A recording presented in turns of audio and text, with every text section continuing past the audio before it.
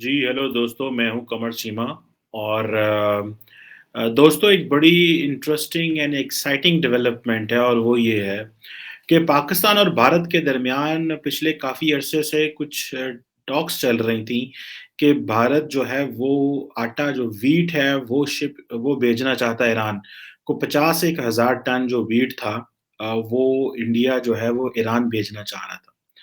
Sorry Afghanistan भेजना चाह रहा था, लेकिन वो मोडालिटीज़ तय नहीं हो पा रही थी। मेरा ख़्याल है जो मेन चीज़ है वो ये है कि ट्रांसपोर्टेशन का मेथड जो है वो नहीं तय हो रहा था, कि किस तरह जाना है। शायद पाकिस्तान ये कह रहा था, I am not privy to any situation, मुझे किसी इंटरनल सिचुएशन इनसाइड स्टोरी का तो नहीं पता, लेकिन मेरी अपना एक हंच है कि शायद पाकिस्तान ये कहता था कि इंडिया जो है वो आटा वहाँ पे ड्रॉप करे और हम शायद आगे लेके जाएँ।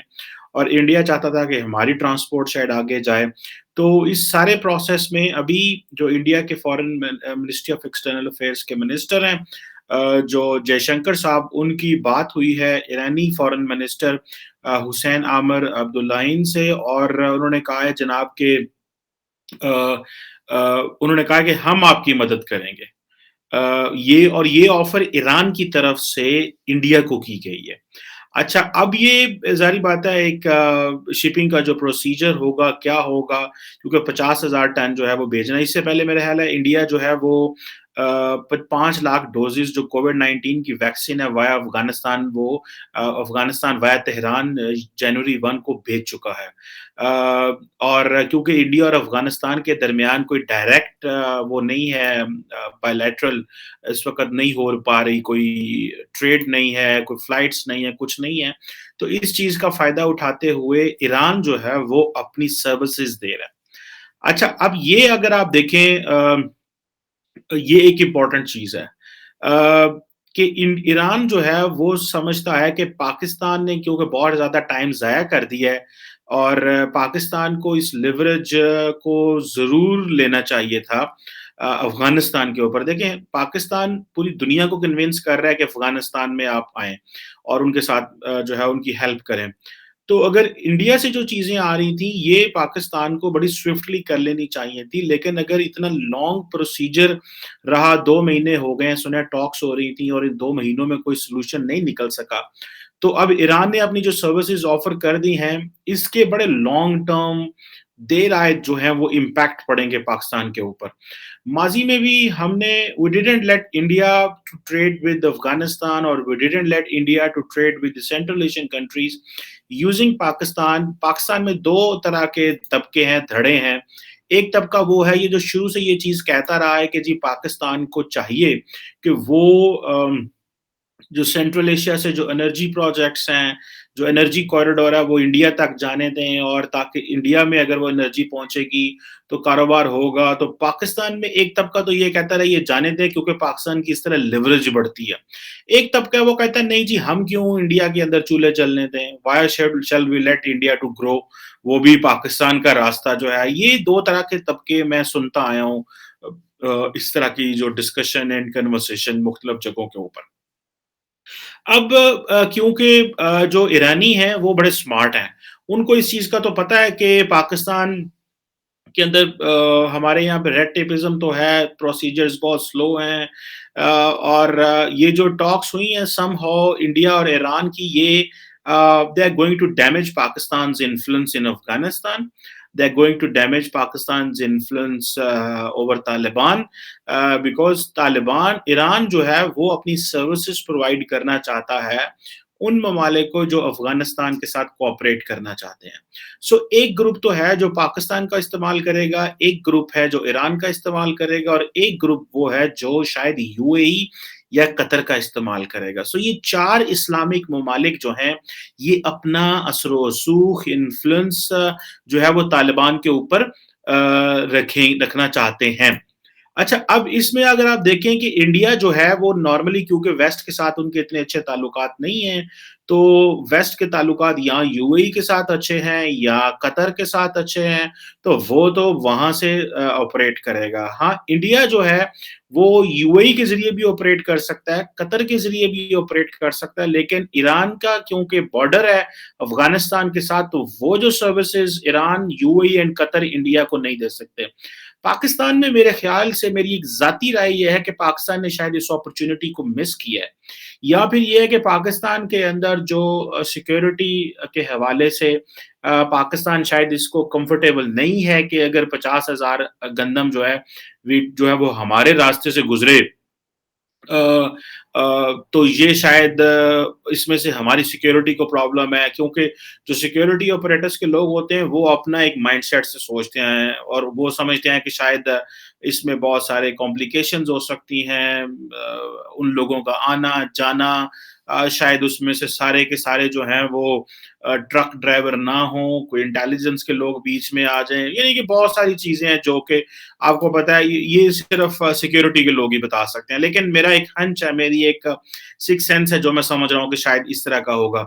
अब और जो ईरान है वो अपना ताल्लुकात जो है वो इंडिया के साथ अपने अच्छे रखना चाह रहा है और ईरान जो है वो इंडिया के ज़रिए अमेरिका को भी कहलवाना चाहता है कि जो joint comprehensive plan of action था जिसको जेसीपीओ बोलते हैं जो कि P5 1+1 यानी कि P5 permanent 5 countries plus Germany ने किया था ईरान के साथ, उसको भी दोबारा उसके ऊपर भी टॉक्स वियना में हो रही थी और वो कह रहे थे कि जी हम बड़े उम्मीद है कि ताल्लुकात जो हैं वो बेहतर हो जाएँगे। अभी ईरान के अंदर भी काफ़ी सारी जो मेडिसिन है वो इंडिया ने भेजी है। और ईरान समझता है कि वो इंडिया का सहारा लेके या इंडिया का इंटरेस्ट इस्तेमाल इंडिया को यूज़ करके वो एक अपना एक ग्रुप बनाना चाहता है क्योंकि ईरान ऑब्वियसली नहीं चाहता कि पाकिस्तान का कंट्रोल हो अफ़गानिस्तान के ऊपर और ये देखिए ना इस दफ़ा बड़ी डिफरेंट सिचुएशन है। हमें सिर्फ एक एडवांटेज और डिसएडवांटेज है। हमें एडवांटेज ये है कि जी हमारी तालिबान के ऊपर इन्फ्लुएंस है। डिसएडवांटेज ये है कि जी वो हमारी बात भी नहीं सुनते, उन्होंने फेंसिंग के मामलात खराब कर दिए, तीसरा हम दुनिया के सामने एडवोकेसी उनकी कर रहे हैं। चौथी ये है कि हम ज़्यादा ममालिक का जो इंटरेस्ट है वो उसको जो इन्फ्लुएंस है ये ज़्यादा ममालिक के जो को कनेक्ट भी नहीं करा सकते क्योंकि मेजॉरिटी जो ममालिक है वो कहीं हम पे ट्रस्ट भी नहीं करते कि यार इनके अपने मामलात या हमें वो न्यूट्रल उस तरह नहीं समझते जिस तरह वो कतर को यूएई को समझते हैं। ईरान का ये प्रॉब्लम है कि ईरान वेस्टर्न ममालिक के सामने उसकी वो बात नहीं है। सो इंडिया की जो मिनिस्ट्री ऑफ एक्सटर्नल अफेयर है उन्होंने एक अच्छा लिंक दोबारा ढूँढा है। वो समझते हैं कि पाकिस्तान जो है ये हमारे लिए कंटिन्यूअसली मसले पैदा कर सकता है इन टर्म्स ऑफ एक्सपोर्टिंग जो व्हीट है। सो वो ये आई थिंक आप इसमें ये देखना है कि वो कौन-सा रास्ता इस्तेमाल करते हैं। क्योंकि जो पहले इन्होंने मटीरियल जो भेजी थी ह्यूमैनिटेरियन सिचुएशन के इश्यू अगर ये मेडिसिन भेजी थी वो तो चलो एक हो गई। अब ये है कि क्या चाबहार पोर्ट इस्तेमाल की जाती है या किस तरह ये इंडिया करता है उस एक जो चाबहार पोर्ट है वहाँ पे इंडिया एक जो की टर्मिनल है उसको इस्तेमाल कर रहा है। और जयशंकर साहब ने जो अब्दुल्लाहिन से जो बात की है उसमें अब ज़ाहिर बात है वो बायलैटरल मामलात भी डिस्कस किए हैं, रीजनल भी और इंटरनेशनल इश्यूज़ भी। बायलैटरल में तो ज़ाहिर बात है वो चाबहार पोर्ट के हवाले से, अपनी पर्सनल ट्रेड के हवाले से या अपना एक कोऑपरेशन ऑफ़र करने के हवाले से और तीसरा ईरानी चाहते हैं कि पाकिस्तान को बायपास किया जाए और ईरान आपको पता है for long Pakistan does not trust and consider Iran a friendly country.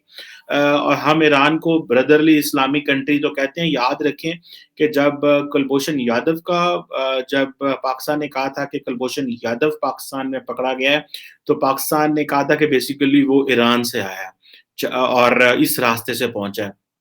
और उस वक़्त पाकिस्तान में जो हसन जो थे ईरान के फॉर्मर प्रेज़िडेंट वो यहाँ पे पाकिस्तान में मौजूद थे और उस वक़्त डीजीएसपीआर मुझे याद है आसिम बाजवा साहब थे आई थिंक। उन्होंने प्रेस कॉन्फ्रेंस की और सारे का सारा वो जो दौरा था उनका, वो स्पॉइल हो गया था क्योंकि वो सारी की सारी अटेंशन और तरफ चली गई और that was obviously a deliberate conduct to give a message to Tehran.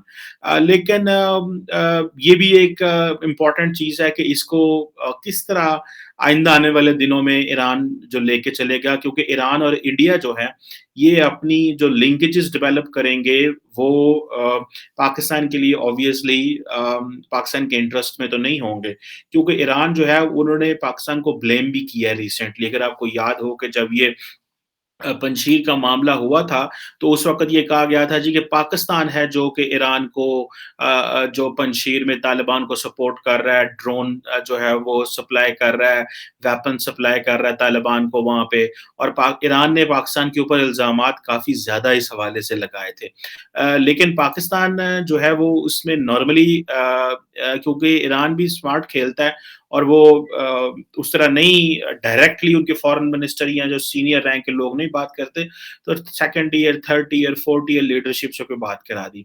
2-3 दिन पहले मैं एक थिंक टैंक है इस्लामाबाद में, रीजनल सिक्योरिटी इंस्टीट्यूट, उसमें एक वेबिनार था जिसको मैं होस्ट कर रहा था, कंडक्ट कर रहा था।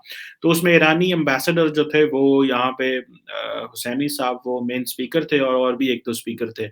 तो वहाँ पे जो मैंने वो सारी बातें सुनी, तो जो ईरानी एम्बेसडर का अगर मैं वो क्रक्स बताऊँ आपको, वो क्या बात कर रहे थे, वो यही बात कर रहे थे कि देयर आर मेनी अपॉर्च्युनिटीज़, लेकिन हमारे आपस में कोई ट्रेड नहीं है।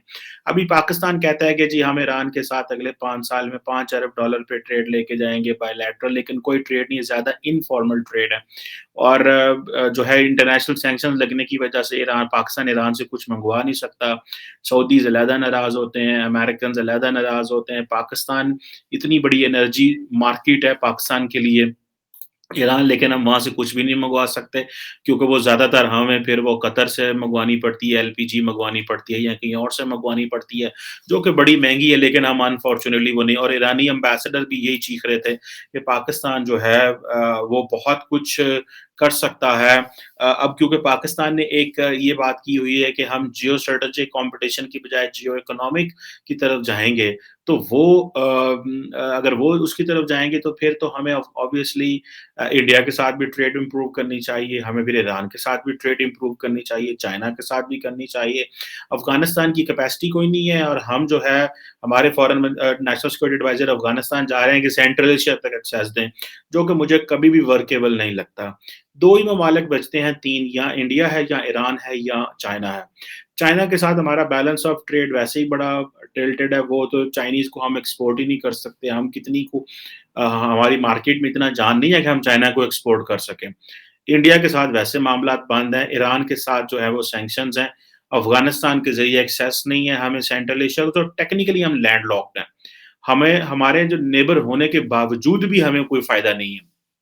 इन नेबर्स का, क्योंकि जब कारोबार नहीं कर सकना, जब बिज़नेस नहीं कर सकना, और दूसरा जब हम हमारे अंदर शायद फ़ैसला लेने की ताकत नहीं है कि अभी अगर हमारी इंडिया के साथ चलो मामलात नहीं हैं, तो हमें कम से कम इंडिया को इजाज़त दे देनी चाहिए थी कि वो जो है वो चीज़ें वो एक्सपोर्ट यहाँ से चीज़ें भेज देते, और इसको बाद में फिर आहिस्ता-आहिस्ता स्लोली बंदा वो कर लेता है। लेकिन मेरा ख़्याल है somehow I spoke to someone a senior position and I got a clue that there is no appetite in Pakistan to talk with India.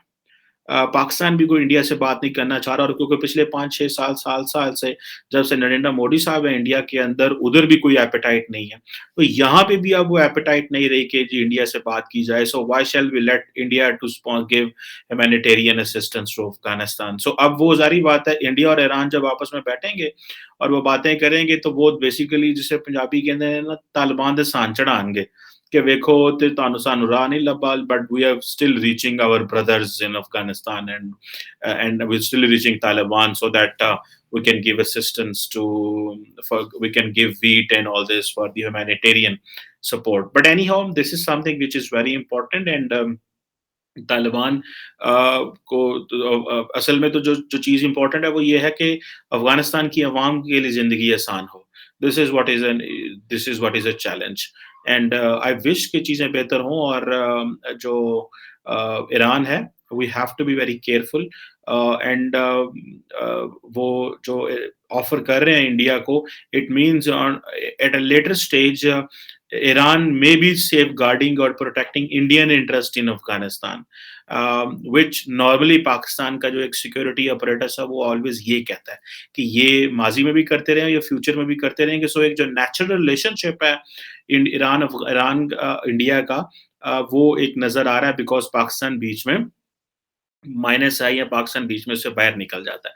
But let's see how it unfolds in coming days and time.